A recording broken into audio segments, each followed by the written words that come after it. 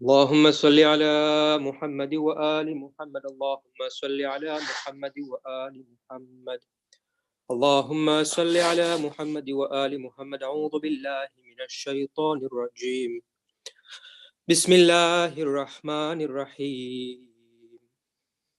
ياسين والقرآن الحكيم إنك لمن المرسلين على صراط مستقيم تنزيل العزيز الرحيم لتنذر قوما ما أنذر آباؤهم فهم غافلون لقد حق القول على أكثرهم فهم لا يؤمنون إنا جعلنا في أعناقهم أغلالا فهي إلى الأذقان فهم مقمحون وجعلنا من بين أيديهم سدا ومن خلفهم سدا فأغشيناهم فهم لا يبصرون وسواء عليهم أنذرتهم أم لم تنذرهم لا يؤمنون إنما تنذر من اتبع الذكر وخشي الرحمن بالغيب فبشره بمغفرة وأجر كريم إنا نحن نحيي الموتى ونكتب ما قدموا وآثارهم وكل شيء أحصيناه في إمام مبين واضرب لهم مثلا أصحاب القرية إذ جاءها المرسلون إذ أرسلنا إليهم اثنين فكذبوهما فعززنا بثالث فقالوا إنا إليكم مرسلون قالوا ما أنتم إلا بشر مثلنا وما أنزل الرحمن من شيء إن أنتم إلا تكذبون قالوا ربنا يعلم إنا إليكم لمرسلون وما علينا إلا البلاغ المبين قالوا إنا تطيرنا بكم لئن لم تنتهوا لنرجمنكم وليمسنكم منا عذاب أليم قالوا طائركم معكم أئن ذكرتم بل أنتم قوم مسرفون وجاء من أقصى المدينة رجل يسعى قال يا قوم اتبعوا المرسلين اتبعوا من لا يسألكم أجرا وهم مهتدون وما لي لا أعبد الذي فطرني وإليه ترجعون أتخذوا من دونه آلهة إن يرد الرحمن بضر لا تغني عني شفاعتهم شيئا ولا ينقذون إني إذا لفي ضلال مبين إني آمنت بربكم فاسمعون قيل ادخل الجنة قال يا ليت قومي يعلمون بما غفر لي ربي وجعلني من المكرمين وما أنزلنا على قومه من بعده من جند من السماء وما كنا منزلين إن كانت إلا صيحة واحدة فإذا هم خامدون يا حسرة على العباد ما يأتيهم من رسول إلا كانوا به يستهزئون ألم يروا كم أهلكنا قبلهم من القرون أنهم إليهم لا يرجعون وإن كل لما جميع لدينا محضرون وآية لهم الأرض الميتة أحييناها وأخرجنا منها هبا فمنه يأكلون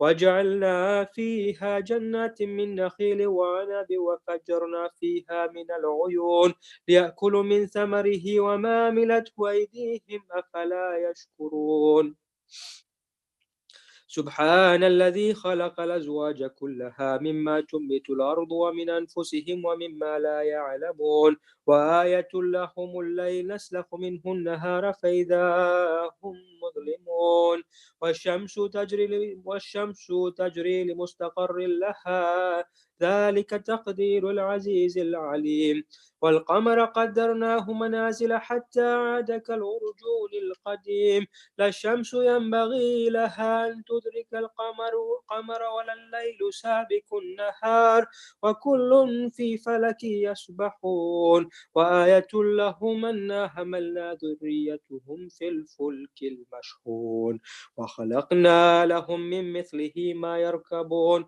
وإن نشأ نغرقهم فلا صريخ لهم ولا هم ينقذون إلا رحمة منا ومتاعا إلى حين وإذا قيل لهم وإذا قيل لهم اتقوا ما بين أيديكم وما خلفكم لعلكم ترحمون وما تأتيهم من آية من آيات ربهم إلا كانوا عنها معرضين وإذا قيل لهم أنفقوا مما رزقكم الله قال الذين كفروا للذين آمنوا ونطعم من لو يشاء الله أطعمه إن أنتم إلا في ضلال مبين ويقولون متى هذا ويقولون متى هذا الوعد إن كنتم صادقين ما ينظرون إلا صيحة واحدة تأخذهم وهم يخصمون فلا يستطيعون توصية ولا إلى أهلهم يرجعون ونفخ في الصور فإذا هم من الأجداث إلى ربهم ينسلون قالوا يا ويلنا من بعثنا من مرقدنا هذا ما وعد الرحمن وصدق المرسلون إن كانت إلا صيحة واحدة فإذا هم جميع لدينا محضرون فاليوم لا تظلم نفس شيئا ولا تجزون إلا ما كنتم تعملون إن أصحاب الجنة اليوم في شغل فاكهون هم وأزواجهم في ضلال على الأرائك متكئون لهم فيها فاكهة ولهم ما يدعون سلام قولا من رب رحيم وامتازوا اليوم أيها المجرمون ألم أعهد إليكم يا بني آدم ألا تعبدوا الشيطان إنه لكم عدو مبين وأن اعبدوني هذا صراط مستقيم ولقد أضل منكم جبلا كثيرا أفلم تكونوا تعقلون هذه جهنم التي كنتم توعدون اصلوها اليوم بما كنتم تكفرون اليوم نختم على أفواههم وتكلمنا أيديهم وتشهد أرجلهم بما كانوا يكسبون ولو نشاء لطمسنا على أعينهم فاستبقوا الصراط فأنى يبصرون ولو نشاء لمسخناهم على مكانتهم فما استطاعوا مضيا ولا يرجعون ومن نؤمره ننكسه في الخلق فلا يعقلون وما علمناه شعر وما ينبغي له إن هو إلا ذكر وقرآن مبين لينذر من كان حيا ويحق القول على الكافرين أولم يروا أنا خلقنا لهم مما عملت أيدينا أنعاما فهم لها مالكون وذللناها لهم فمنها ركوبهم ومنها يأكلون ولهم فيها منافع ومشارب أفلا يشكرون واتخذوا من دون الله آلهة لعلهم ينصرون لا يستطيعون نصرهم وهم لهم جند محضرون فلا يحزنك قولهم إنا نعلم ما يسرون وما يعلنون أولم ير الإنسان أنا خلقناهم من نطفة فإذا هو خصيم مبين وضرب لنا مثلا ونسي خلقه قال من يحيي العظام وهي رميم قل يحييها الذي أنشاها أول مرة وهو بكل خلق عليم الذي جعل لكم من الشجر الأخضر نارا فإذا أنتم منه توقدون أوليس الذي خلق السماوات والأرض بقادر على أن يخلق مثلهم بلى وهو الخلاق العليم إنما أمره إذا أراد شيئا أن يقول له كن فيكون فسبحان الذي بيده ملكوت كل شيء وإليه ترجعون اللهم صل على محمد وآل محمد سورة المباركة الفاتحة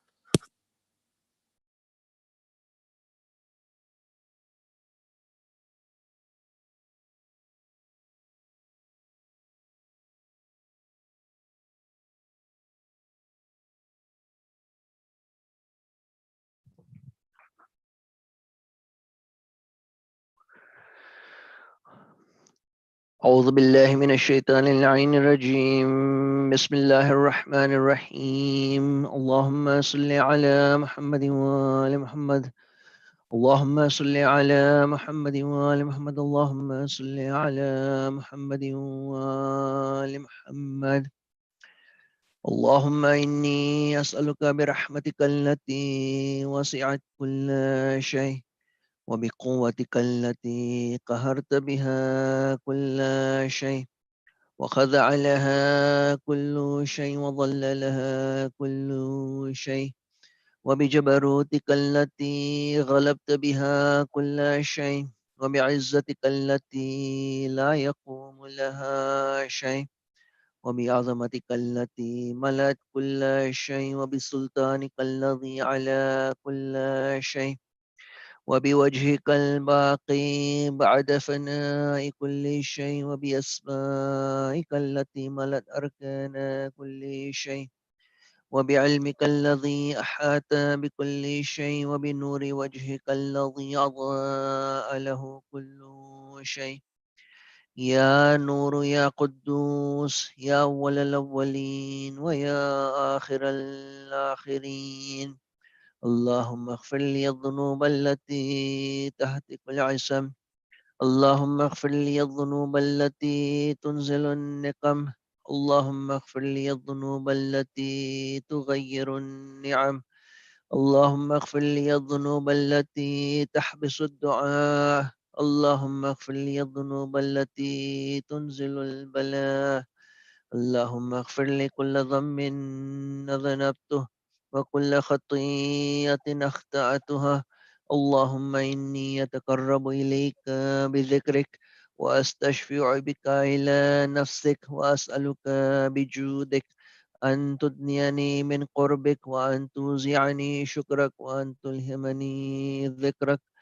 اللهم إني أسألك سؤال خاضع متذلل خاشع، أن تسامحني وترحمني، وتجعلني بقسمك راضيا قانعا، وفي جميع الأحوال متواضعا.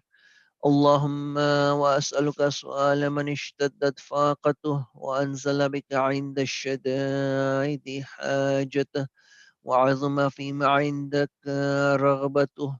اللهم عظم سلطانك، وعلى مكانك، وخفي مكرك، وظهر أمرك، وغلب قهرك، وجرت قدرتك، ولا يمكن الفرار من حكومتك. اللهم لا أجد لذنوبي غافرة، ولا لقبائحي ساطرة، ولا لشيء من عملي القبيح بالحسن مبدلا غيرك. لا إله إلا أنت سبحانك وبحمدك. ظلمت نفسي وتجرأت بجهلي، وسكنت إلى قديم ذكرك لي ومنك علي. اللهم مولاي، كم من قبيح سترته، وكم من فاده من البلاء أقلته، وكم من عثار وقيته، وكم من مكروه دفعته، وكم من ثناء جميل لست أهلا له نشرته. اللهم عظم بلائي، وأفرط بي سوء حالي، وقصرت بي أعمالي، وقعدت بي أغلالي، وحبسني عن نفعي بعد عملي، وخدعني الدنيا بغرورها، ونفسي بجنايتها ومطالي.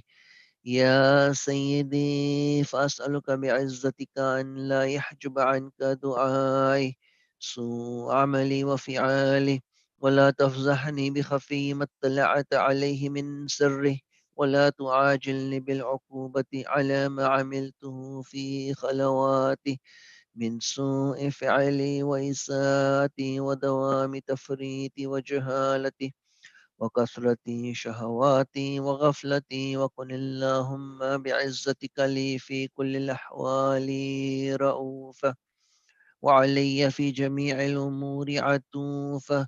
إلهي وربي، من لي غيرك؟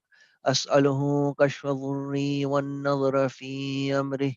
إلهي ومولاي، أجريت علي حكما اتبعت فيه هوى نفسي، ولم أحترس فيه من تزيين عدوي، فغرني بما أهوى، وأسعده على ذلك القضاء، فتجاوزت بما جرى علي من ذلك بعض حدودك، وخالفت بعض أوامرك، فلك الحمد علي في جميع ذلك، ولا حجة لي فيما جرى علي فيه قضاؤك، وألزمني حكمك وبلاؤك، وقد أتيتك يا إلهي بعد تقصيري وإسرافي على نفسي، معتذرا نادمة منكسرا مستقيلة مستغفرا منيبة مقرا مذعنا معترفة، لا أجد مفرا مما كان مني، ولا مفزعا أتوجه إليه في أمري غير قبولك عذري وإدخالك إياي في سعتي من رحمتك. اللهم فاقبل عذري وارحم شدة ضري، وفكني من شد وثاقي. يا رب ارحم ضعف بدني، ورقة جلدي، ودقة عظمي. يا من بدأ خلقي وذكري وتربيتي وبري وتغذيتي، هبني لابتداء كرمك والصالح برك بي يا إلهي وسيدي وربي. أتراك معذب بنارك بعد توحيدك، وبعد من طوى عليه قلبي من معرفتك، ولهج به لساني من ذكرك، واعتقده ضميري من حبك، وبعد صدق اعترافي ودعائي خاضعا لربوبيتك. هيهات أنت أكرم من أن تضيع من ربيته، أو تباعد من أدنيته، أو تشرد من آويته، أو تسلم إلى البلاء من كفيته ورحمته. وليت شعري يا سيدي وإلهي ومولاي، أتسلط النار على وجوه خرت لعظمتك ساجدة، وعلى ألسن نطقت بتوحيدك صادقة، وبشكرك مادحة، وعلى قلوب اعترفت بإلهيتك محققة، وعلى ضمائر حوت من العلم بك حتى صارت خاشعة، وعلى جوارح سعت الأوطان تعبدك طاعية، وأشارت باستغفارك مذعنة. ما هكذا الظن بك، ولا أخبرنا بفضلك أنك يا كريم. يا ربي وأنت تعلم ضعفي عن قليل من بلاء الدنيا وعقوباتها، وما يجري فيها من المكاره على أهلها، على أن ذلك بلاء ومكروه قليل مكثوه يسير بقاؤه قصير مدته، فكيف احتمال لبلاء الآخرة وجليل وقوع المكاره فيها، وهو بلاء تطول مدته ويدوم مقامه ولا يخفف عن أهله، لأنه لا يكون إلا عن غضبك وانتقامك وسخطك، وهذا ما لا تقوم له السماوات والأرض. يا سيدي فكيف لي وأنا عبدك الضعيف الظليل الحقير المسكين المستكين. يا إلهي وربي وسيدي ومولاي، لي الأمور إليك أشكو، ولما منها ضج، وأبكي لأليم العذاب وشدته، أملت للبلاء ومدته، فلئن صيرتني للعقوبات مع أعدائك، وجمعت بيني وبين أهل بلائك، وفرقت بيني وبين أحبائك وأوليائك، فهبني يا إلهي وسيدي ومولاي وربي. صبرت على عذابك، فكيف أصبر على فراقك؟ وهبني صبرت على حر نارك، فكيف أصبر عن النظر إلى كرامتك؟ أم كيف أسكن في النار ورجاء عفوك؟ فبعزتك يا سيدي ومولاي أقسم صادقا، لئن تركتني ناطقة لأضجن إليك بين أهلها ضجيج الآملين. ولا أصرخن إليك صراخ المستصرخين، ولا أبكين عليك بكاء الفاقدين، ولا أنادينك أين كنت يا ولي المؤمنين. يا غاية آمال العارفين، يا غياث المستغيثين، يا حبيب قلوب الصادقين، ويا إله العالمين. أفتراك سبحانك يا إلهي وبحمدك تسمع فيها صوت عبد مسلم سجن فيها بمخالفته، وذاك تعمى أضابها بمعصيته، وحبس بين أتباكها بجرمه وجريرته، وهو يضج إليك ضجيجا مؤمل لرحمتك، ويناديك بلسان أهل توحيدك، ويتوسل إليك بربوبيتك. يا مولاي، فكيف يبقى في العذاب وهو يرجو ما سلف من حلمك؟ أم كيف تؤلمه النار وهو يعمل فضلك ورحمتك؟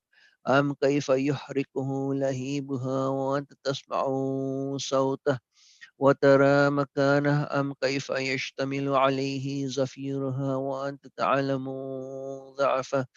أم كيف يتقلقل بين أطباقها وأنت تعلم صدقه؟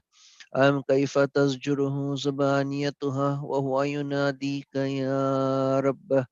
أم كيف يرجو فضلك في عتقه منها فتتركه فيها هيهات؟ ما ذلك الظن بك ولا المعروف من فضلك، ولا مشبه لما عملت به الموحدين من برك وإحسانك.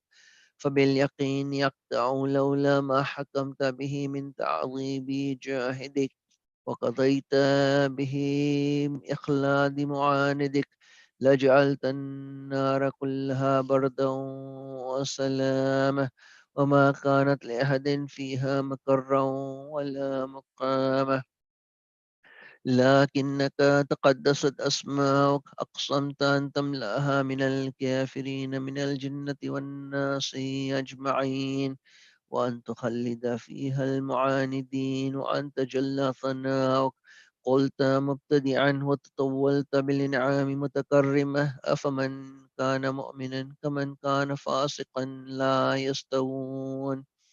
إلهي وسيدي، فأسألك بالقدرة التي قدرتها، وبالقضية التي حتمتها وحكمتها وغلبت من عليه أجريتها، أن تهب لي في هذه الليلة وفي هذه الساعة كل جرم أجرمته، وكل ضم ذنبته، وكل قبيح أسررته، وكل جحل عملته، كتمته أو أعلنته، أخفيته أو أظهرته، وكل سيئة أمرت بإثباتها الكرام الكاتبين الذين وكلتهم بحفظ ما يكون مني، وجعلتهم شهودا علي مع جواره، وكنت أنت الرقيب علي من ورائهم والشاهد لما خفي عنهم، وبرحمتك أخفيته، وبفضلك سترته، وأن توفر حظي من كل خير أنزلته، أو إحسان فضلته، أو بر نشرته، أو رزق بسطته، أو ذنب تغفره، أو خطأ تستره. يا ربي، يا ربي، يا رب، يا إلهي وسيدي ومولاي ومالك رقي، يا من بيده ناصيتي، يا عليما بضري مسكنتي، يا خبيرا بفقري وفاقتي.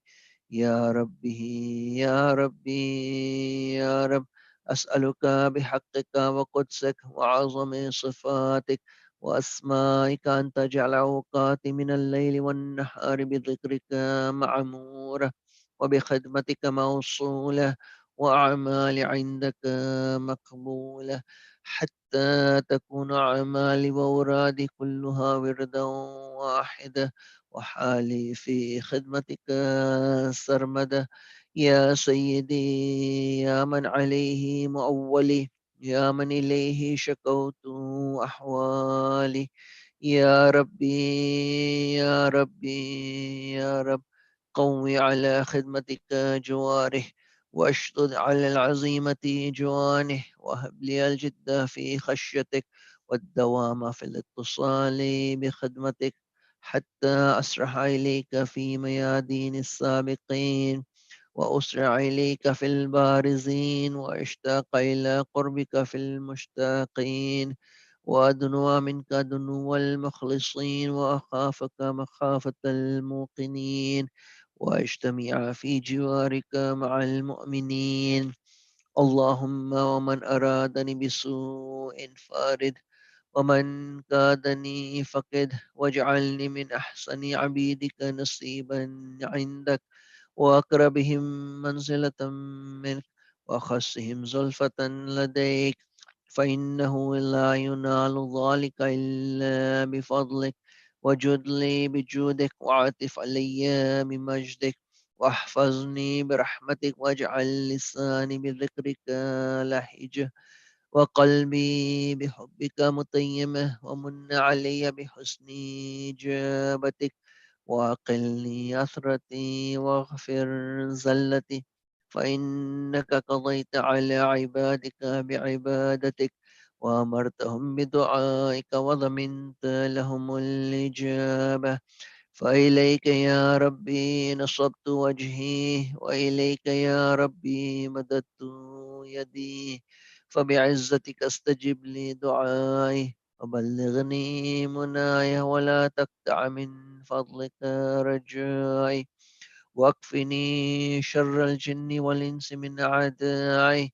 يا سريع الرضا، اغفر لمن لا يملك إلا الدعاء، فإنك فعال لما تشاء. يا من اسمه دواء، وذكره شفاء، وطاعته غنى، ارحم من رأس ماله الرجاء، وسلاحه البكاء.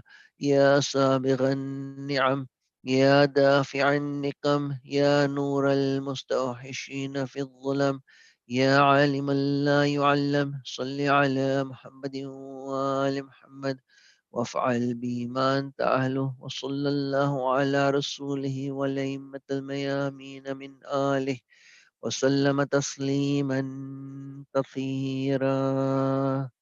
اللهم صل على محمد وآل محمد. التماس دعاء.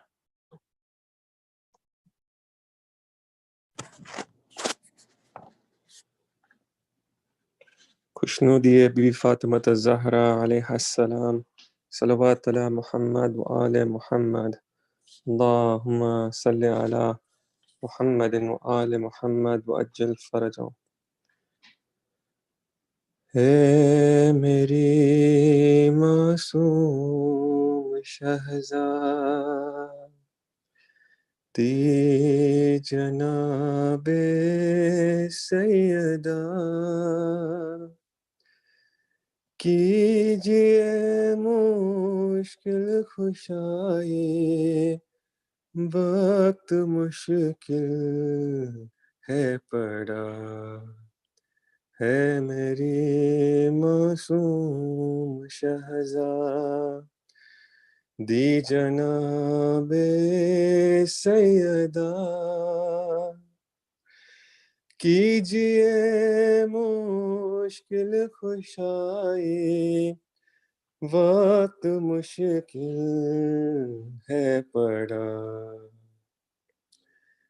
دل بہت بے چین ہے، حالات حاضر دیکھ کر، مسکراتی زندگی کو کھا گئی کس کی نظر، دور سب کو کر دیا ہے، آ گئی کیسی وبا، کیجئے مشکل کشائی، وقت مشکل ہے پڑا، آپ کے بچے کو ضائع ہے کرم کر دیجئے، اٹھ رہی ہے انگلیاں بھی کرم رکھ لیجئے، ہے شفا خانے ہمارے مشہد و کر بو بلا، کیجئے مشکل کشائی وقت مشکل ہے پڑا، کیسے روکے گی عزادہ ری سے یہ دنیا ہمیں، کیسے روکے گی عزادہ ری سے یہ دنیا ہمیں، آپ نے فرش عزا کے واسطے مانگا ہمیں، ہے یقین جاری رہے گا یہ عزا کا سلسلہ، کیجئے مشکل کشائی وقت مشکل ہے پڑا، ہے طواف خانہ کعبہ کا رک جانا جب، ہے طواف خانہ کعبہ کا رک جانا جب، یہ نشانی ہے امام عصر نے آنا ہے اب، دیکھتا ہے خانہ کعبہ بھی ان کا راستہ، کیجئے مشکل کشائی وقت مشکل ہے پڑا، ہے میری معصوم شہزادی جناب سیدہ، کیجئے مشکل کشائی وقت مشکل ہے پڑا، محمد وآل محمد صلوات، اللہم صلی علی محمد وآل محمد وعجل فرجهم۔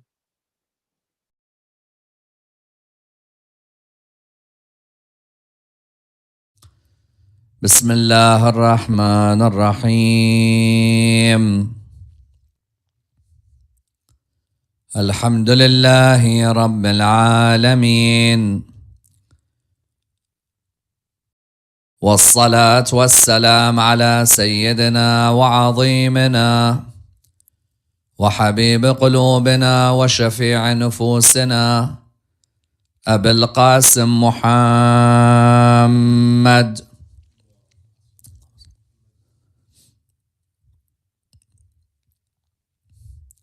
وعلى أهل بيته الطيبين الطاهرين وأصحابه الغر الميامين.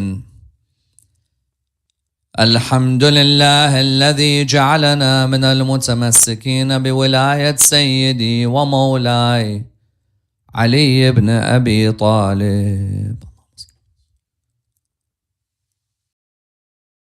الحمد لله الذي هدانا لهذا وما كنا لنهتدي لولا أن هدانا الله أما بعد فلما توفيت دفنها زوجها علي ليلا ولم يؤذن بها أبا بكر وصلى عليها. When she died, her husband Ali buried her in the night, and he did not permit Abu Bakr to attend, and he prayed over her. If this was a reference from a Shi'i source, then you would say it's bias, that you Shia have made up a fairy tale that accuses certain renowned personalities in Islamic history of having this confrontation and going to the extent where the confrontation leads to the death of Fatima al-Zahra salawatullah wa salamuhu alayha. However, when you find that this particular narration is part of a narration in Sahih al-Bukhari, it shows that our understanding of the confrontation between Fatima al-Zahra alayhi salam and the ruling authorities of the time is not just in Shi'i sources. If it was only in Shi'i sources, it still wouldn't be a problem, because for me, at the end of the day, these are the sources of my school. As in, sometimes we're duped into this idea that show me it in other school sources. Why? Why do I need to always prove from other schools? Other schools can have their own narrative. They can have their own understanding. They can have their own perception of who is to be revered and who there is a difference of opinion on. But I have my own literature, and my own literature I can use anyway. But sometimes if I use my own literature, you'll find that there are certain people who say you're biased. This is in your books, not in ours. When I quote from part of a hadith in Sahih al-Bukhari, and everybody knows just how renowned Sahih al-Bukhari is after the Quran in other schools in Islam, then without a doubt, when I do this, you'll find that it shows that there was an overlap and that this isn't a fairy tale that's being spoken of. Because you will find some who will say that the Shia have made up the most absurd lie, that Abu Bakr, Umar, Fatima, Ali had no issues with each other. You see the Shia going completely to another extreme. When I show that there is a hadith which says, فَلَمَّا تُوفِّيَتْ, when she died, دَفَنَهَا زَوْجُهَا عَلِيٌّ لَيْلًا, her husband Ali buried her in the night.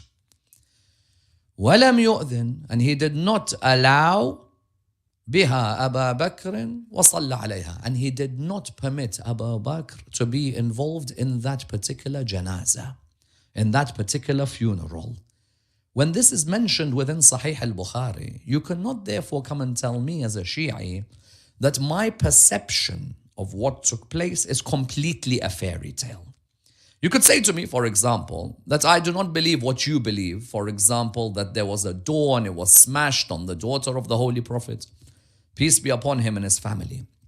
But you cannot come to me and say that there wasn't a time where Fatima was angry with the first Khalifa and did not want to have anything to do with him until she died. When I therefore see that, not just in my literature, because sometimes a person says, how can we trust our sources that we use? Our reply is that if I see the same story being discussed in other schools in Islam, then there must be some sort of overlap. If it's only in my books, then someone has the right to say that you people have only made this up to suit your worldview, to suit your framework. But when I see other schools in Islam mention that there was a threat to burn a house, when I see other schools in Islam mention that Fadak was confiscated, when I see other schools in Islam mention that Imam Ali alayhi salam did not permit the first Khalifa to be at the funeral of Fatima, you cannot then come back to me and say that you Shia made up an absolute fairy tale. You can differ with me by saying, for example, something along the lines that show me hundreds of Sahih narrations or even one Sahih narration that this incident of Fatima al-Zahra alayhi salam being smashed with a door and a nail and a rib and a miscarriage. Show me one hadith. That's like, unfortunately, like a judge looking at a prosecutor and saying to him, show me one proof only. You can only be allowed one proof in this court case. Prosecutors can say, Judge, but there's incriminating evidence. There's parts of the rubble of the scene. There's other parts of the history of the person involved. You're telling me, show me only one proof is unfair. I have a multitude of different factors I need to bring together to set the scene. Have you ever in your life seen a judge who tells the prosecution, you're allowed only one proof in this whole court case? Prosecution will turn around and say, Judge, this court case has got files on files on files of the history of the people involved. I need to open those files to see who has a history of slapping his sister, who has a history of killing ladies when they were early Muslims, who has a history of being abrasive, who has a history that even in some cases you'll find that people feared him from the females in the community. When I then build up a case, who has a history of telling the Prophet, I will not join Osama's army because he's only 18, 19? Who has a history of, for example, saying, you are delirious, the Quran's enough for us? When I therefore bring all of this together, and then I bring this hadith from Sahih al-Bukhari, I'm therefore able to paint a picture of what could have taken place. Am I going to dupe anyone into saying that even I, sitting here as a lecturer, I'm going to reconstruct for you dot by dot what happened? No, I'm not. And I don't think anyone can ever reconstruct for you what happened exactly 1,400 years ago. Even those who ask for one sahih hadith about the incident of Fatima al-Zahra alayhi salam and the door and the rib, even they will make films where they will put stories in there where I can ask them, show me a sahih sanad for that story about that Khalifa in that 30-part series. There are a lot of stories which don't necessarily have a sanad that's sahih. But when you bring a multitude of other factors, of other variants, then you can come together with an understanding of a sacred core. What we find therefore here within such a hadith is that this hadith highlights that there was an issue leading up to the funeral of the only daughter of the Holy Prophet, peace be upon him, and his family, that was alive at the time. The only daughter of the Holy Prophet, peace be upon him, and his family, as we know, the others, such as Zainab or Ruqayya or Kulthum, had died. That's why when someone tries to put forward the argument that Fatima al-Zahra alayhi salam is the only daughter, even within Shia narratives, we believe that there could have been other daughters of the Prophet, peace be upon him, and his family, and Sayyida Khadija. It's a difference of opinion. But you find that the only daughter who was alive, her janazah, her salat al-mayyit, her funeral ends up being one where me and you may have more people attending it in COVID than she had in Medina at the pomp of Islam. In COVID, you may find 30 people at a funeral. The daughter and the greatest lady to have ever walked on the face of the earth did not have more than 8 people at her funeral. Why?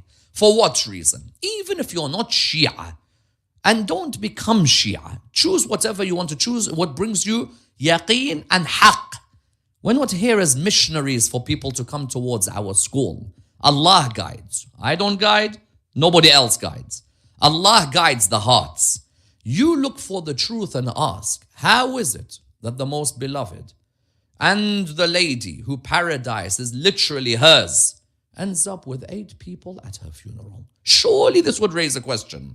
Why is it that a number of famous companions are not allowed to be at that funeral? For what reason? Because I've seen, and I've led Salat al-Mayyit in my own lifetime, I've seen people come from the best of the best to the ones who never come to the mosque. I've never seen a family who turn around and say, you can't be here. When it's Mayyit, we forget all our past differences. Isn't that true? When it's Salat al-Mayyit, you forget your differences. You say, you let bygones be bygones. At least he came for the Fatiha. Maybe there's a change of heart. People soften. When I tell you, for example, don't come to my funeral, that's something. When the daughter of Rasulullah sallallahu alayhi wa alayhi insists that certain people are not at the funeral, because even the most hardcore, of the extreme, of the ones on the far right of Islam, even they will say to you, I'm not sure who was at the funeral from the Sahaba. I'm not sure. It's such a funeral of such a famous personality. How could you not be sure?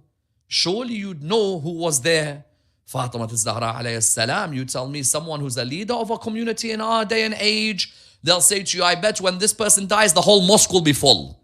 Yet the daughter of the Holy Prophet, peace be upon his family, dies with a question mark. Further than that, the Prophet had already said, Fatima is a part of me. Whoever angers her, angers me.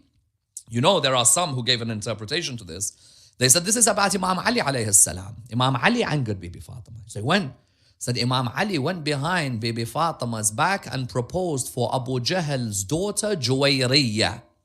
Of course, of all the father-in-laws you want at the time, nobody better than Abu Jahl for Imam Ali alayhi salam.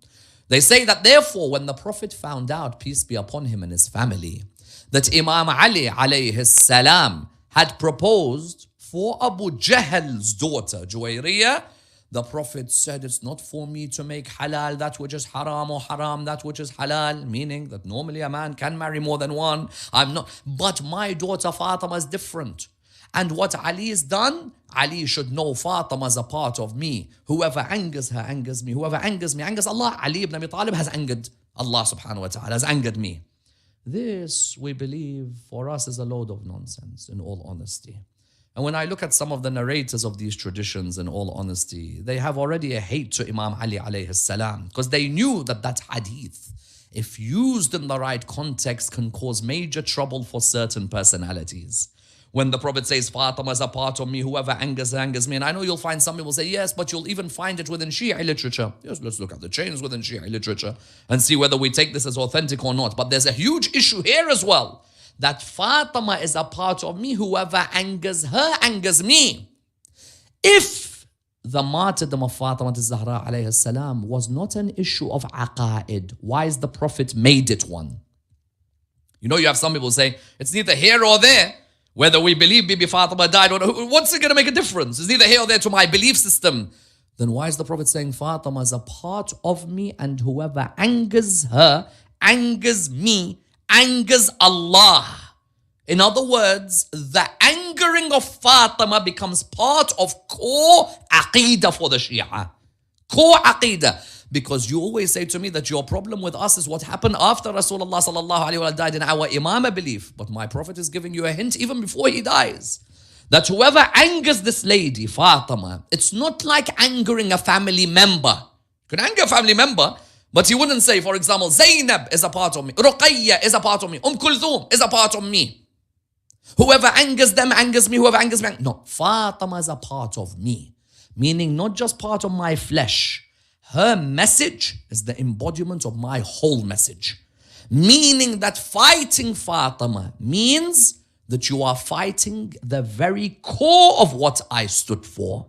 Therefore, tonight, let us examine one of the saddest moments in the history of this religion. And a moment that set the precedent for other sad funerals as well. And I'd like to do that in the following stages. Number one, when Medina found out that Fatima al-Zahra alayhi salam had died, what was their reaction? Number two, who was at the door of the house of Fatima telling them to calm down and giving them when the funeral could be? Number three, when it came to burying Fatima al-Zahra alayhi salam in the night, wasn't it normal for people in Medina to be buried at night? So what's the issue of her being buried at night? And how did Imam al-Sadiq reply to the one who said to him, for what reason did she ask to be buried in the night? In reply to those who say, people died in the night, it was normal to have a night funeral. Number four, when Imam Ali buried her, how did he make sure that he buried her in a way where nobody could tell where her grave was? Number five, the next morning when people found out she had been buried, what did they decide to do? And why were ladies told, go and exhume the graves until you take her body out and we'll pray over her body again? Number six, when the yellow cloak of Ali comes out, what does that mean? And how much red was there in the veins and the eyes of Ali ibn Abi Talib that day when he saw people about to touch the grave of Fatima or its vicinity? Number seven, how comes now Imam Ali alayhi salam is ready for war? And yet when she was alive, he wasn't ready to take it that little step further. Further than that, who was around him? Who helped him when he buried? And how did he ask Abu Dhar to take Hassan and Hussein back home? And what were his words, where we will go later, in relation to how he felt upon seeing that burial. Let's examine this and dissect the topic in complete depth. When Fatima al-Zahra alayhi salam died, of course there was a clamor in Medina, no doubt. Even if people could not necessarily support her, there were people who had known her for at least 10 years of their life. Remember, Fatima al-Zahra alayhi salam done hijrah with her father. So when she came to Medina, she was only 9 years of age or so. And so many people in Medina had already known her. And so you can imagine the news when it went round, there was much sadness in the whole of Medina. People in many cases began to call out the name of Rasulullah sallallahu alayhi wa alayhi. Why? Because he had just died earlier. It was a double blow in Medinian society. All of them came to the house of Imam. When they came to the house, Abu Dharr al-Ghifari was at the door. When Abu Dharr was at the door and he saw there was a clamor outside and there were people calling out Fatima al-Zahra's name, and he also saw that in the house the likes of Sayyidah Zainab were heartbroken that their mother had died, Abu Dharr came out and acted truly as an uncle to Al Muhammad. Do not be surprised if you ever see Imam Ali calling Abu Dharr uncle, because that was a revered figure in the circles of Ahlul Bayt salawatullah wa salamu alayhim. Abu Dharr al-Ghifari came out. The moment he came out, he said to everybody, calm down, try and calm down. This is a difficult moment for the household. Tonight, we will bury her in the night. Bury her in the night could be what time? Could be 6 p.m., could be 8 p.m., could be 9 p.m. Most people would think that by 9 p.m., you'd probably knock out, go to sleep, and then wake up maybe later for Fajr. Of course, he knew very well that Imam Amir al-Mu'mineen alayhi salam had wanted to go out and bury her at a time where Medina would be asleep. Imam Ali alayhi salam, this was the second ghusl he had to do within a few months. And many people do not appreciate what a blow this ghusl was to Imam Ali alayhi salam, because he himself used and wiped with the same cloth that he used for the Holy Prophet onto Fatima al-Zahra alayhi salam. Imam Ali, Fatima al-Zahra, in her will, it said, I want 2 people to be at my ghusl. Asma bint Umays, who at the time was married to the first Khalifa. Later on, she'd marry Imam Ali alayhi salam. Of course, she had known Imam Ali's family for years because she was the wife of Ja'far al-Tayyar previously, the brother of Imam Ali alayhi salam. He said, Asma bint Umays and Imam Ali. They're the only 2 who could be at my ghusl. They were there at the ghusl. Asma gives us the narrations from the ghusl. And she would mention to us, for example, that Imam used the cloth of the Holy Prophet, peace be upon him, and his family. And he also at the same time had made sure that everything was looked after in the best of ways, until she said that he led the funeral prayer of Fatima al-Zahra alayhi salam in the house.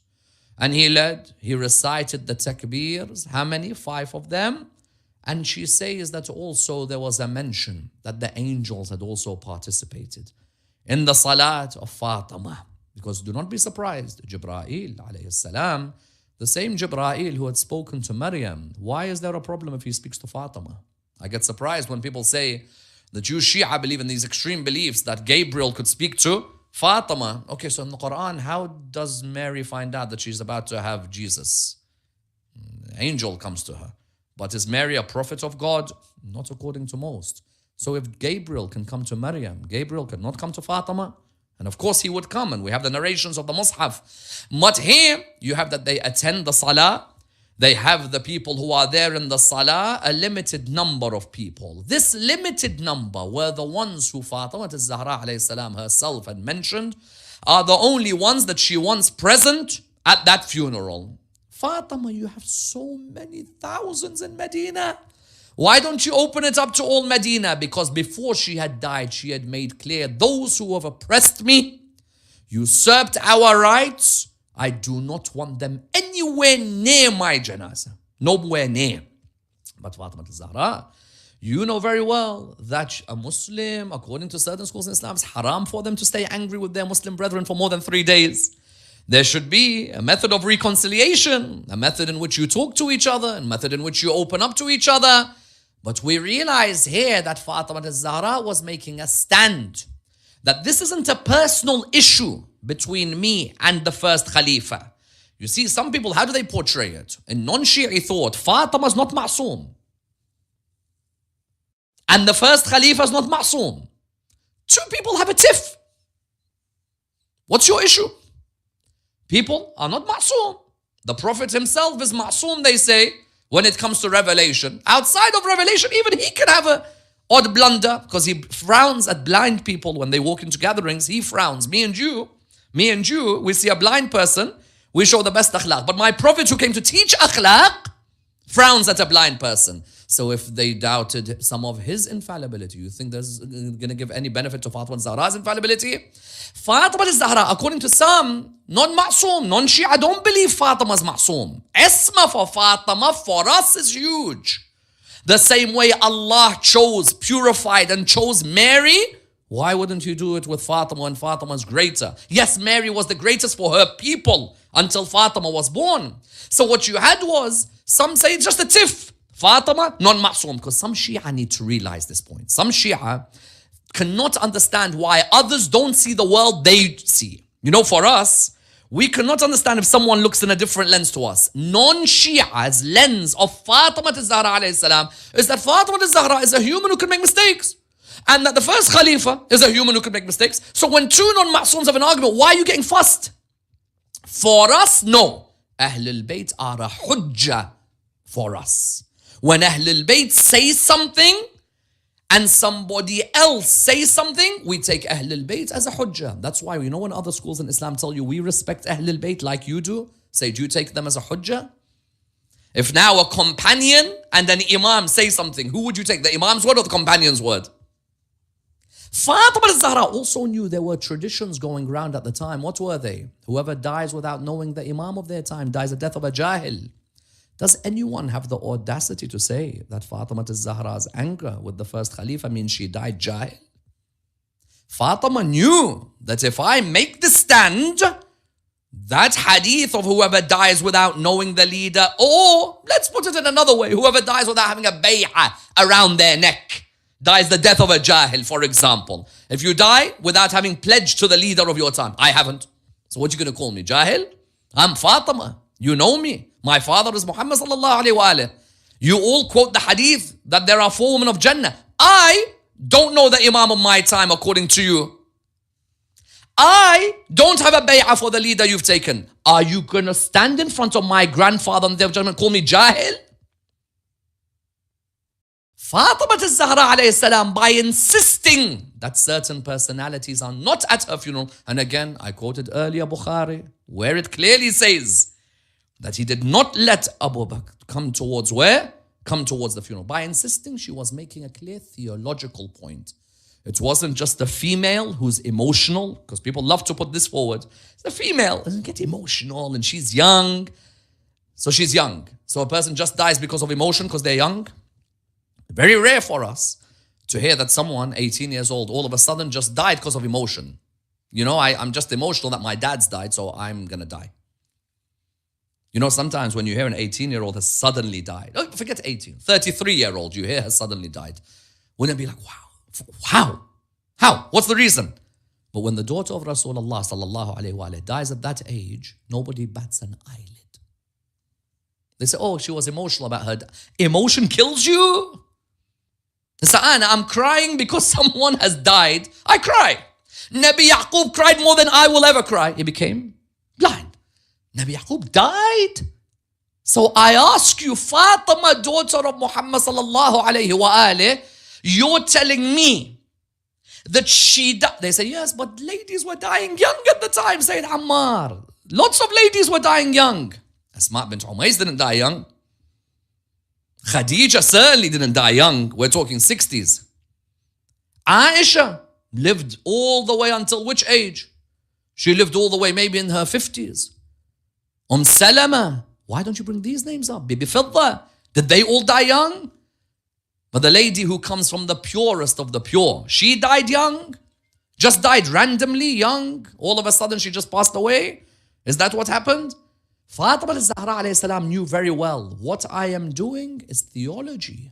What I am showing all of you is that if you're uncertain what happened after the Prophet, you will always ask one question, that you will never know where I'm buried.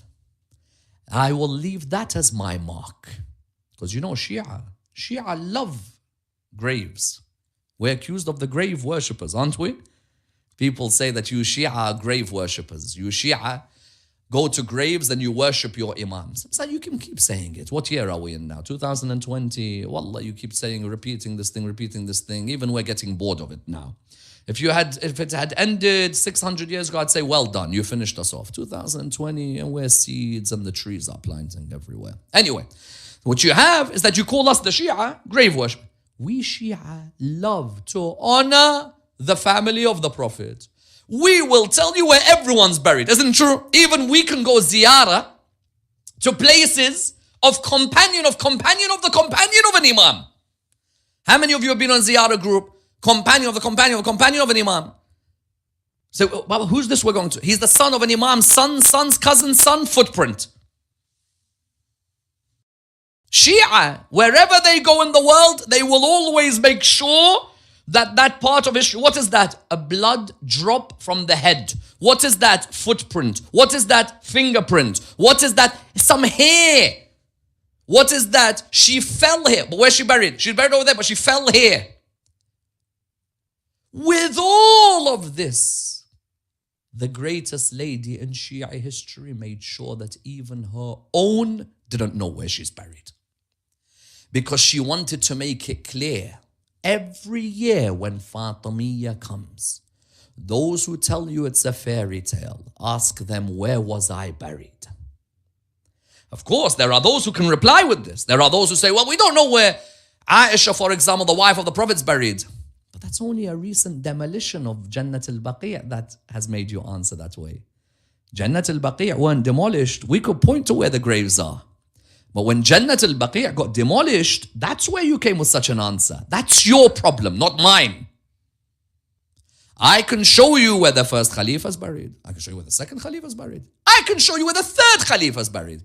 I can even show you where some Umayyads may be buried in Syria. I can show you where some Abbasids are buried. I can show you where some Seljuks are buried. I can show you where some Ottomans are buried. I can show you where some Safawids are buried. I can show you where some Boyids are buried, where some Fatimids are buried. Where all of these different empires I can show you. You can never show me where Fatima is buried. And it kills you that you can't. So what do you end up saying? Instead of thinking and making your conscience pure, you end up bringing different angles to the discussion. What do I mean? Because you have one of their scholars was asked that is it true Fatima was buried in the night? Because in Bukhari it says, دفنها زوجها علي ليلا.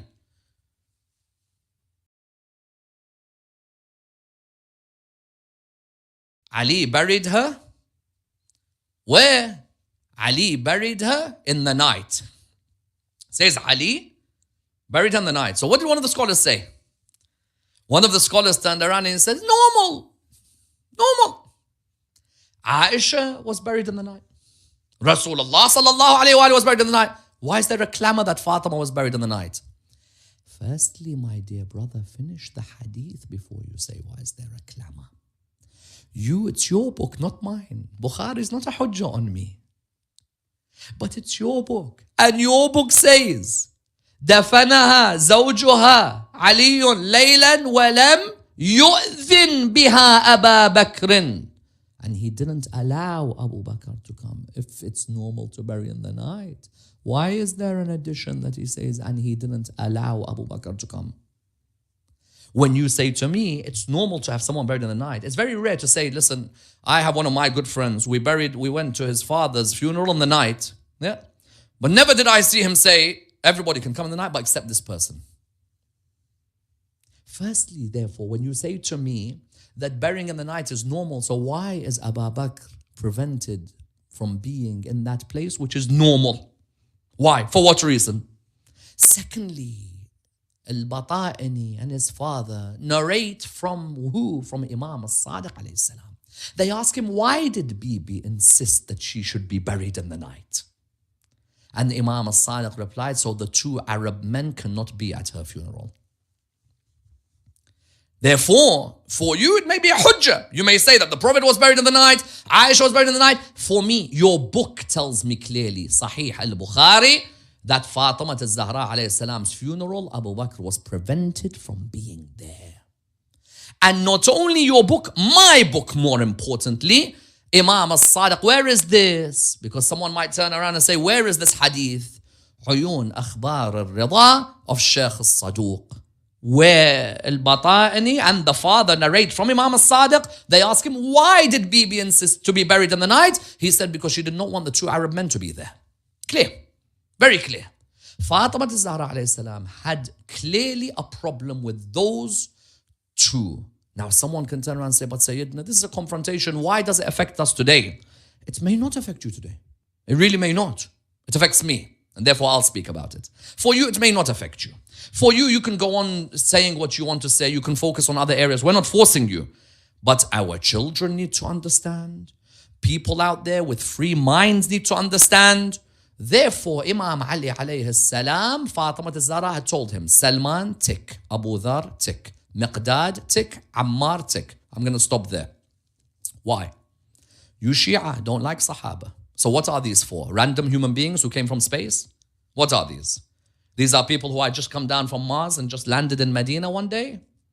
Because when you tell me that I as a Shia do not like Sahaba. So what? I just picked out, they gave me a box with names and I picked out Salman, Abu Dhar, Miqdad, Ammar, and you know what? These four sound good to me. I'm going to like them. Don't tell me I as a Shia do not like Sahaba. I as a Shia respect those who fought with the Prophet, peace be upon his family, lost their lives at battles like Badr and Uhud and Mu'tah. B, those who remained loyal to Imam Ali alayhi salam and loyal to Ahlul Bayt salawatullah wa salam alayhim, and certainly did not raise camels to fight them. So for me, that's my criteria. You may differ with me. Of course you can. I don't mind.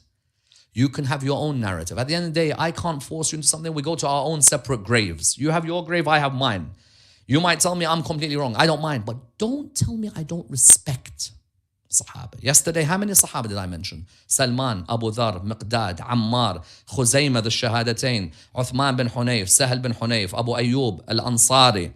I mentioned all of these names. Buraidah, I mentioned all of these. Malik ibn Nuwayra. When I mention all of these, why then do you say you Shia don't respect Sahaba? I've mentioned all these names. Hudayf al-Yaman I mentioned. Why do you say I don't respect? But for me, Fatima al-Zahra and Imam Ali are a barometer. They are a scale by which I show or I understand what took place.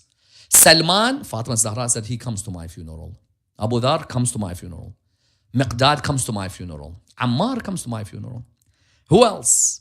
And you should name your children these names, my brothers and sisters. Today I see random names being given to our children, our households. Name your children these names. So therefore, what do you have?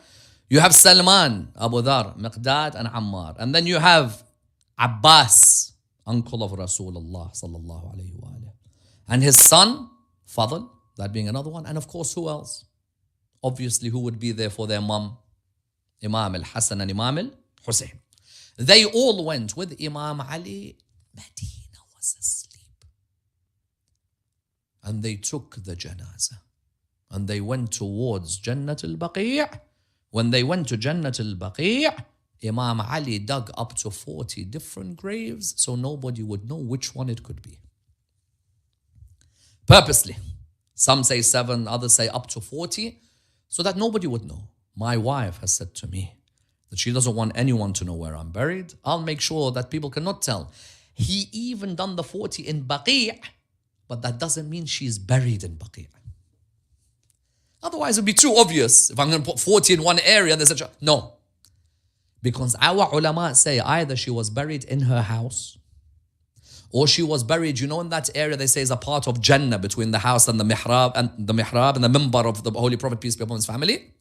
Or they say in the house of the Holy Prophet, or in Jannat al-Baqi'. Nobody knows. And nobody will ever know. Until her great-grandson emerges. And only then we will know. And the beauty about her great-grandson is whether you're Shia or not, you still have to believe he's either a descendant of Hassan or Hussein. So it all goes back to Fatima anyway. It's all about Fatima anyway. Because he's from the grandsons of Fatima. And they say Fatima is not a big deal. The man who comes to bring justice at the end is her grandson. 40 graves dug up. Only they were aware of which one is Fatima's exact one. Nobody else. Imam Ali alayhi salam was there He made sure everything was done, everything was in order. Medina was asleep. He asked for people to go back home. Next day, people heard that, did you hear Fatima Zahra has been buried? She's been buried, she's been buried, she's been buried. It came towards the authorities. When it came towards the authorities were, of course, angered by this. Why were we not present? Because clearly, politically, I don't need to go further into this, but politically, there are some weddings you should always be at, and there's some funerals you should always be at. Do you agree with me? There's some weddings politically, you're like, congratulations, I'm so happy for you deep down. You're like, I just need your vote. Wallah, I couldn't care to look at your face. And there's some funerals, you're like, condolences. Wallah, you couldn't stand the guy, but he's the same political party as you, and you have to hide. Weddings and funerals. And that's one thing you don't want to miss, especially the only daughter of your prophet who was alive. You want to be there, don't you? People had found out, first Khalifa was not there, second Khalifa was not there. So what was the news? They ordered for ladies. They said, get these ladies, let them go to the graves, dig out Fatima's body, and we'll do the janazah again. Firstly, how normal is it for someone to exhume anybody, let alone hers? I don't know how normal that is. But from a distance, they saw a man coming. He was wearing a yellow cloak. He only wears that yellow cloak when there's rage inside him. He was wearing a yellow cloak, has red eyes. Clearly, having been crying a lot. Veins popping. And he came, and the narration says, and by the way, this narration is in our books. Don't worry about those who say to you, show it in my books, other schools. Yeah, just focus on your own books and chill. Don't worry about others. Yellow cloak, vein popping, red eyes. And he was leaning on Dhul Fiqar. Leaning on Dhul Fiqar. Just imagine, I want everybody who's watching this to picture the scene that I'm saying. He's leaning on Dhul Fiqar and he's looking at them. And he's saying, so what do you intend to do? They're like, why didn't you let us come to the janazah? Why didn't you inform us? He said it was her will that you don't attend. So I don't want them to attend. Sahih al-Bukhari said Abu Bakr was not allowed to be there by Imam Ali. Shia literature, don't say mine's a fairy tale. Admit a threat to burn, admit a non-attendance of janazah. You want to fill the gaps with your own conclusion? Do it. The day of judgment's a long day. We got to look forward to it. He's leaning on the fiqar. So they said in front of him, then well, we're going to have to dig up her body. And ladies will do it. Someone said to them, when he wears that yellow cloak, it's not good to talk to him like that. Because the yellow cloak only comes out when he is about to move into a moment of rage. Question, why didn't you have that rage at the door? Because you had a will from the Prophet, peace be upon him and his family, about Fatima and what would ensue. In this moment, Fatima's died now. It's in your hands. What do you want to do? And a person looked around at the other. He said, I think if you remove one stone over here, the son of Abu Talib will cause bloodshed and kill everybody here. Everybody. They knew that that yellow cloak, when it comes out, forget it. Because if you thought Marhab got it, and you thought Amr ibn Wudd al-Amiri got it, and you thought Muawiyah, half his family got it from one side, and you thought, for example, those at Hunayn got it, you've not seen nothing yet. I lost her, I had to remain patient. And the Prophet, now after she's died, Amana has gone back. So now it's in my hands. Anything happens here, it's over. It's finished. And from there, they decided that it's better not to do that. And he knew very well that my wife now can sleep comfortably, knowing that from now until the day of judgment, however much people try and cover what happened to her, you need to only ask one question: where is her grave? But at the same time, there was a broken heart inside him. A broken heart where he realized that the love of his life was no longer with him. You look at Imam Ali's words when he came towards the grave to bury her. And honestly, you take yourself on a night like this to Medina. Take your hearts to Medina. How many of us wish we were in Medina on a night like this? And being in Medina on a night like this, being able to be next to Imam Ali ibn Abi Talib alayhi salam.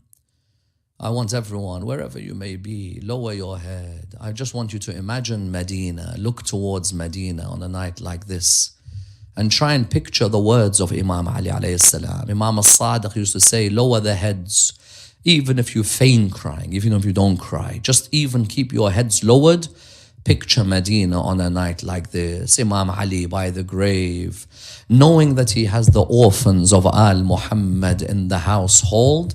Imam Ali alayhi salam, knowing he's got the orphans, he would mention at that moment that Hassan's at home, Hussein's at home, the orphans are all at home on a night like this. Peace be upon you, O Prophet of Allah, from myself and your daughter that has been laid to rest in your neighborhood and who has united very quickly with you. My patience has parted away due to the separation of your daughter, and my strength has faded. However, after facing the heart-rending grief of your separation, all sorrow that reached me are less in comparison to that of yours. I cannot forget the moment when I laid your sacred body into the grave with my own hands, and at the time of death your head was lying on my chest and your sacred soul parted. Indeed, we are Allah's, and indeed we return back to Him. O Prophet, the trust that is Fatima that you bestowed upon me, that you bestowed me, has been returned to you, but my sorrow has become everlasting. I will spend my nights sleepless until I too am united with you. Very soon your daughter will relate to you how the nation united to oppress us, and you may ask her how this occurred when a very short period of time had elapsed after the passing away, such that your remembrance had not even gone. My dear brothers and sisters, on a night like this, he fainted by the grave of Fatima al-Zahra alayha salam. In his dream, he saw his beloved Fatima in front of him. She looked towards him. She said to him, Ya Amir al-Mu'mineen, if you can return back to the house. Why? Because the orphans may wake up and they may be scared with their mother Fatima not with them anymore. No heart was as soft as the heart of Amir al-Mu'mineen. He returned back to the house. He saw Hassan and Hussein sleeping. For the boys to lose a mother, it's difficult, but for the daughter who's used to her mom, it's not easy to separate from her. He looked around, where are my beloved daughters? He saw Zainab on the prayer mat of her mother. Zainab, Zainab, my dear Zainab, why are you awake? Why are you awake? It's past the time of your sleep. She said to him, Father, Father, Father, my mother Fatima would normally be praying her night prayers at this moment. Father, Father, Father, I miss my mother Fatima. Father, Father, where is my mother Fatima? That night Zainab broke his heart, yes, because he couldn't take that she was lonely. Then how about the night of the 11th of Muharram? How did you feel seeing Zainab? Zainab slapped from one side and kicked from another. How did you feel Zainab becoming an umbrella for the feelings of your granddaughters? Because what happened with Fatima al-Zahra, Al Muhammad thought would only happen once. Fatima had her house burned. Fatima was slapped. Fatima had a baby killed in front of her. They thought that surely this would be the only time. When they saw in Karbala, they saw the repeat of what happened to Fatima. If Fatima lost the baby Muhsin, come look at the baby of Rabab as he fell towards the ground. If Fatima saw the fire burning, then come see the tents burning, the dress of Sukaina running from one place to another. If Fatima saw the slaps towards her, then her granddaughters from Karbala to Kufa to Sham were slapped one by one with no one to look after them. Inna lillahi wa inna ilayhi raji'un. Ya Allah, raise us with Muhammad.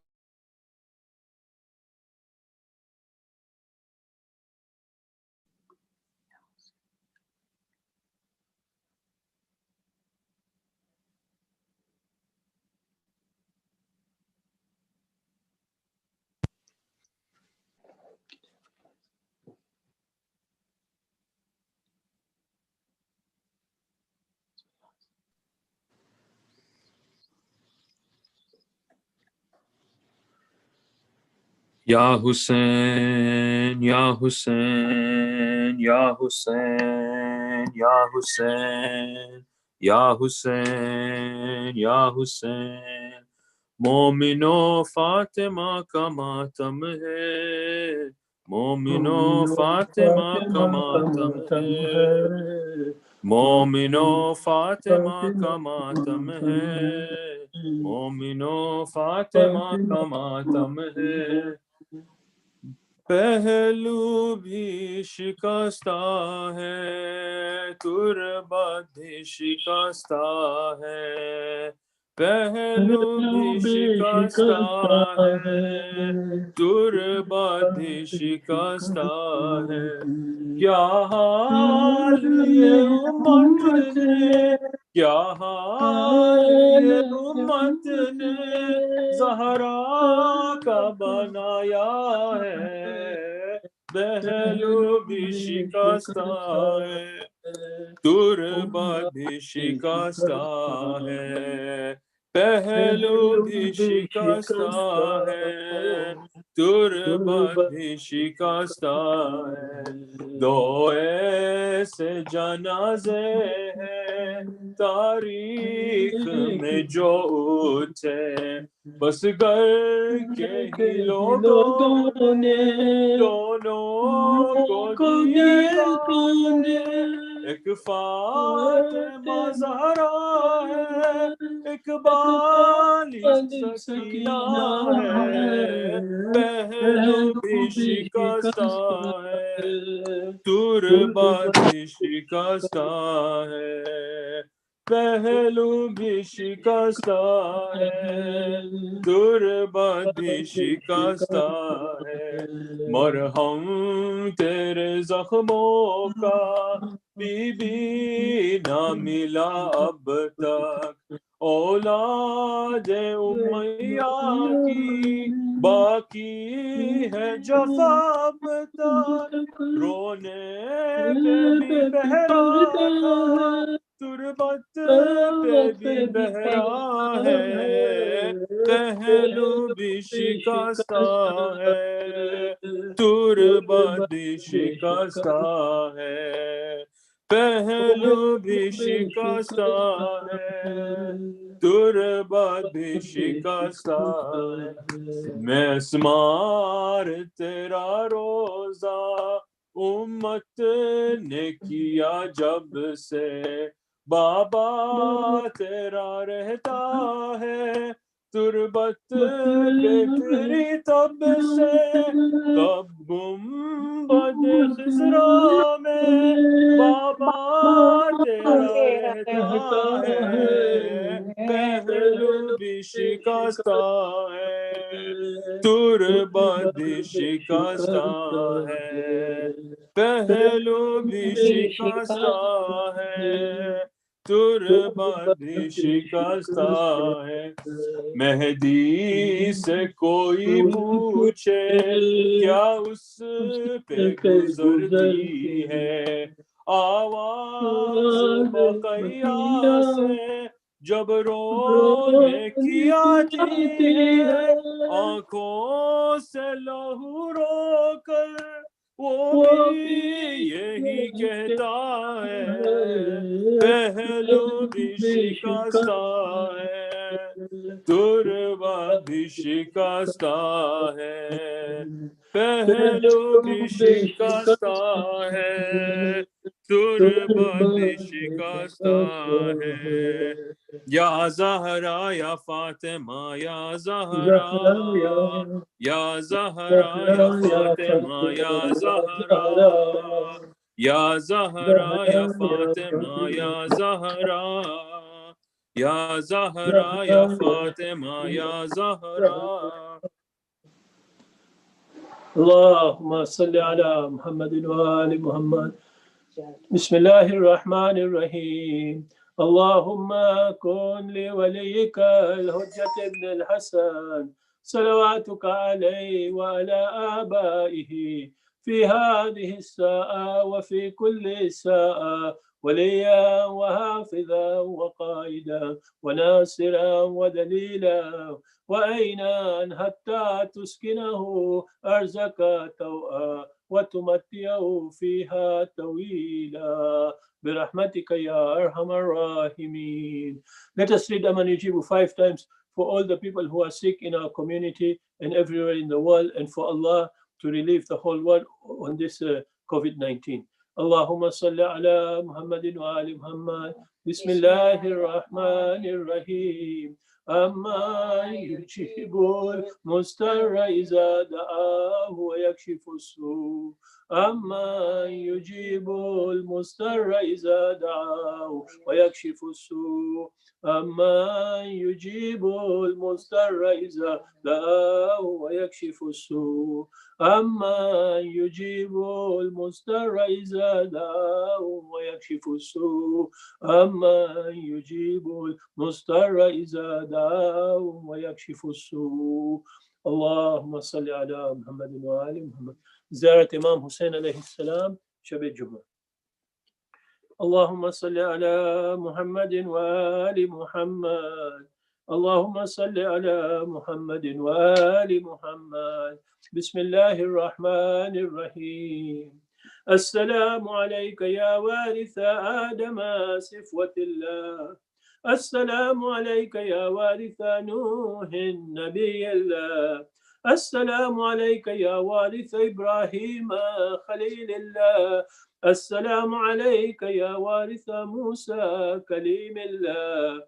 السلام عليك يا وارث عيسى روح الله. السلام عليك يا وارث محمد حبيب الله. السلام عليك يا وارث أمير المؤمنين عليه السلام ولي الله. السلام عليك يا ابن محمد المصطفى. السلام عليك يا ابن علي المرتضى. السلام عليك يا ابن فاطمة الزهراء. السلام عليك يا ابن خديجة الكبرى. السلام عليك يا ثار الله وابن ثاري والوتر الموتور. أشهد أنك قد أقمت الصلاة وآتيت الزكاة وأمرت بالمعروف ونهيت عن المنكر وأطعت الله ورسوله حتى أتاك اليقين. فلعن الله أمة قتلتك، ولعن الله أمة ظلمتك، ولعن الله أمة سمعت بذلك فرضيت به. يا مولاي يا أبا عبد الله، أشهد أنك كنت نورا في الأسلاب الشامخة والأرحام المطهرة، لم تنجسك الجاحلية بأنجاسها ولم تلبسك من مدهمات ثيابها. وأشهد أنك من دعائم الدين وأركان المؤمنين. وأشهد أنك الإمام البر التقي الرضي الزكي الهادي المهدي. وأشهد أن الأئمة من ولدك كلمة التقوى وعلام الهدى والأروة الوثقى والهجة والأحل الدنيا، وأشهد الله وملائكته وأنبياءه ورسله أني بكم مؤمن وبيابكم موقن بشراء ديني وخواتيم عملي، وقلبي لقلبكم سلم وأمري لأمركم متبع. صلوات الله عليكم وعلى أرواحكم وعلى أجسادكم وعلى أجسامكم وعلى شاهدكم وعلى غائبكم وعلى ظاهركم وعلى باطنكم. بأبي أنت وأمي يا ابن رسول الله، بأبي أنت وأمي يا أبا عبد الله. السلام عليك يا ابن رسول الله، السلام عليك يا ابن نبي الله، السلام عليك يا ابن أمير المؤمنين، السلام عليك يا ابن الحسين الشهيد، السلام عليك أيها الشهيد، السلام عليك أيها المظلوم وابن المظلوم. لعن الله أمة قتلتك، ولعن الله أمة ظلمتك، ولعن الله أمة سمعت بذلك فرضيت به. السلام عليكم يا أولياء الله وأحباء، السلام عليكم يا أصفياء الله وأوداء، السلام عليكم يا أنصار دين الله، السلام عليكم يا أنصار رسول الله، السلام عليكم يا أنصار أمير المؤمنين، السلام عليكم يا أنصار فاطمة سيدة نساء العالمين، السلام عليكم يا أنصار أبي محمد الحسن بن علي الولي الزكي الناصي، السلام عليكم يا أنصار أبي عبد الله، بأبي أنتم وأمي تبتم وطابت الأرض التي فيها دفنتم وفزتم فوزا عظيما، فيا ليتني كنت معكم فأفوز معكم. السلام عليك يا أبا الفضل العباس ابن أمير المؤمنين، السلام عليك يا ابن سيد الوسيين، السلام عليك يا ابن أول القوم إسلاما وأقدمهم إيمانا وأقومهم بدين الله وأحوتهم على الإسلام. أشهد لك أن نصحت لله ولرسوله ولأخيك فنعم الأخ المواسي. فلعن الله أمة قتلتك، ولعن الله أمة ظلمتك، ولعن الله أمة استهلت منك المحارم وانتهكت حرمة الإسلام. فنعم الصابر المجاهد المهام الناصر والأخ الدافع عن أخيه المجيب إلى طاعة ربه الراغب فيما زهد فيه غيره من الثواب الجزيل والثناء الجميل، والحقك الله بدرجة آبائك في جنات النعيم. السلام عليكم يا سادات ومالي جميعا ورحمة الله وبركاته. السلام عليك يا مولاي غريب الغرباء السلطان أبا الحسن مولانا علي بن موسى الرضا، السلام عليك يا أختك فاطمة المعصومة ورحمة الله وبركاته. السلام عليك يا مولاي يا صاحب العصر والزمان، الأمان الأمان الأمان. السلام عليك يا خليفة الرحمن، السلام عليك يا شريك القرآن، السلام عليك يا كعبة الإيمان، السلام عليك يا إمام الإنس والجان. أجل الله لك ما وعدك من النصر والزهور